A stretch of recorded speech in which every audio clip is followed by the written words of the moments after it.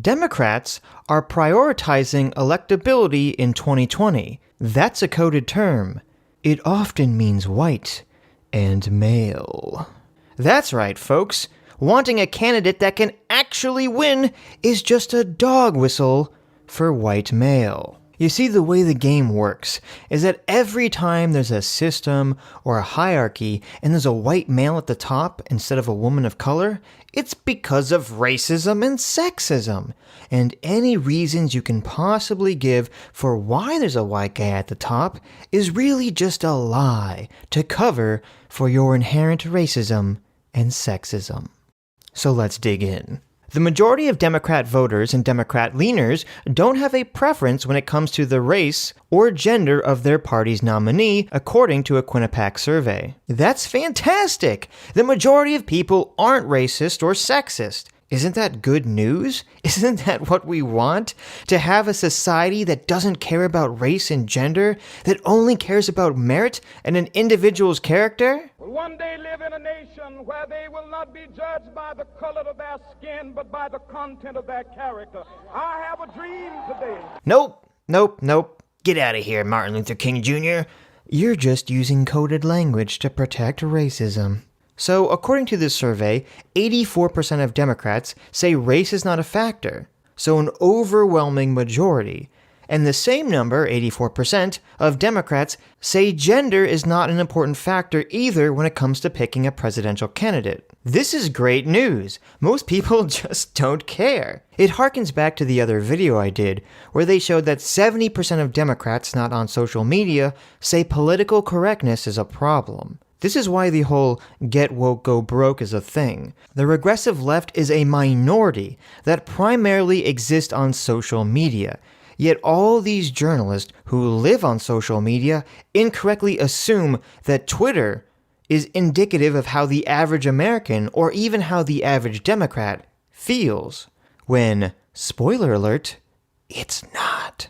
This is part of why Trump's win was so shocking to them. You gotta get out of your bubble once in a while.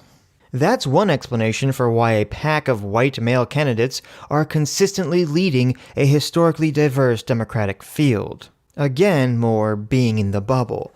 These journalists just don't understand that most people don't follow politics, so it shouldn't be a surprise that Joe Biden and Bernie Sanders, the two most recognizable names, are going to be the ones leading the polls until the debates and all that stuff actually gets started. Representation simply matters less to some voters, but the voters Quinnipiac surveyed, and their responses to a different question, could offer another explanation. Racism.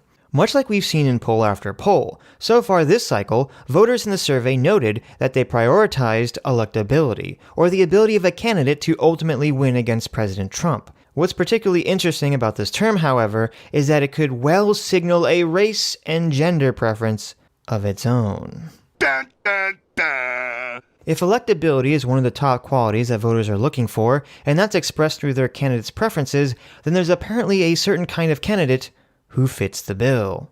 Yes! Someone who can win! That's literally what electability means! Voters' top choice in the poll? Former Vice President Joe Biden, Senator Bernie Sanders, and former Representative Beto O'Rourke. Now, I will say that Beto has always been a strange one to me. The media has always held him up as some kind of messiah, starting when he ran against Ted Cruz. And I just don't see it. We did a live stream on the debate he had, and he came off as the typical boring, saying empty platitude standard politician. So I'll admit I don't get Beto's appeal either. Why electability is such a coded term? What electability actually entails could be quite nebulous. An electable candidate could mean someone who can motivate the middle-of-the-road voter, as South Carolina State Senator and Joe Biden supporter Dick Harpootlian told the Los Angeles Times.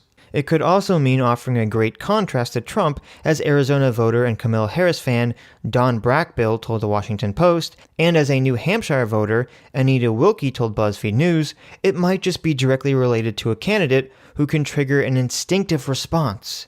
It's gotta touch me, not just in my heart, but in my gut. I go by my gut feeling, she said.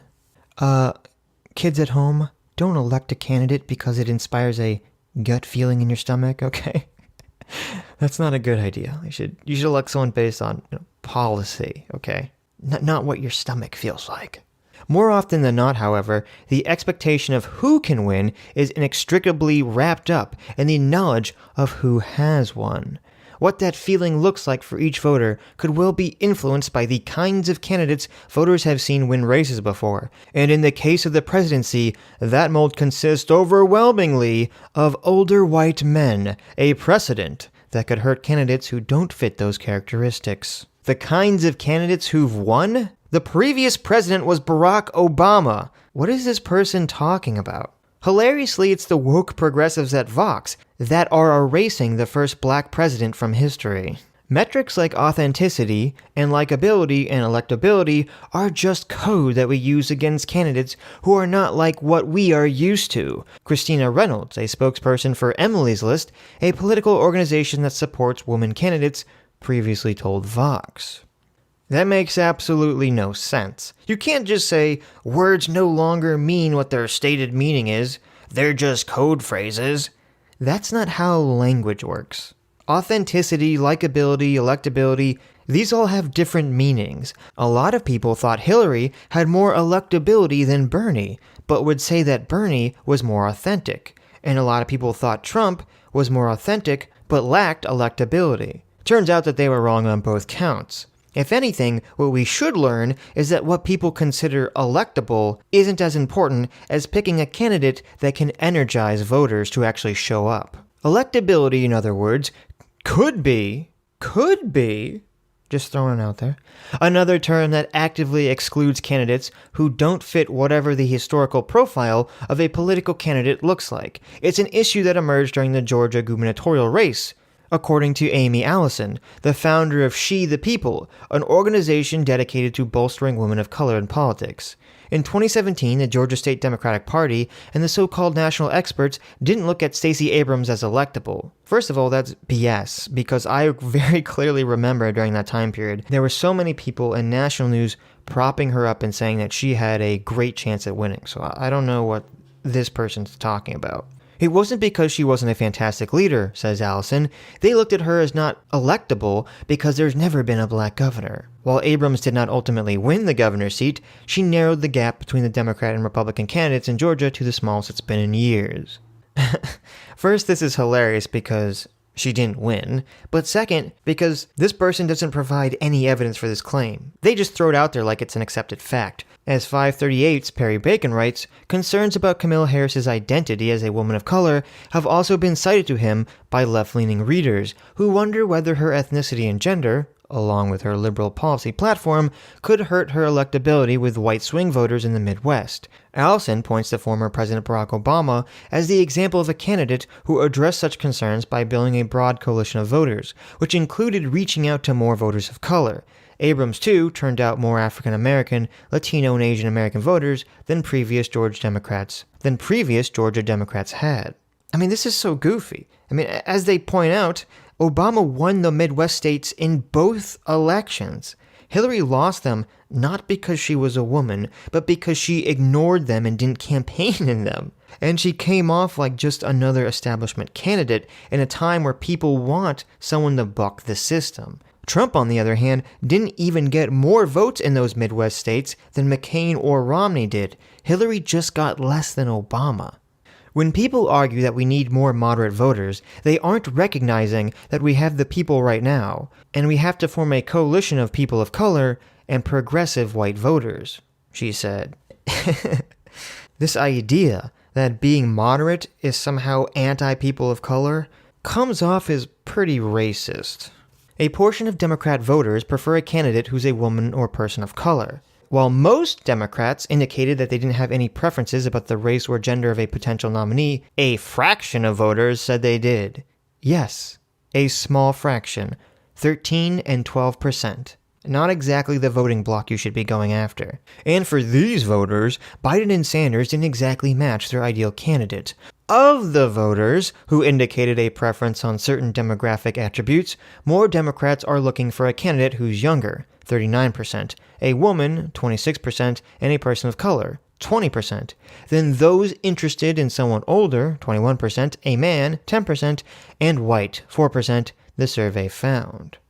So again, this should be good news. Even though the majority of people don't care, 59% don't care about gender, and 69% don't care about race, for the minority of people who actually do care, they'd rather see a woman and a person of color if all other things are equal. So there you go.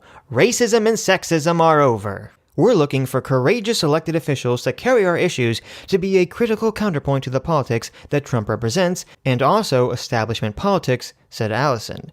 As Democrats try to identify the candidate who can take on Trump, they'll consider a lot of factors, including a myriad of policy positions and extensive track records. As the Quinnipiac polling suggests, implicitly or explicitly, race and gender will be a factor too. It actually literally says the opposite. It says most people don't care about race and gender. But you keep trying, Vox. You keep trying.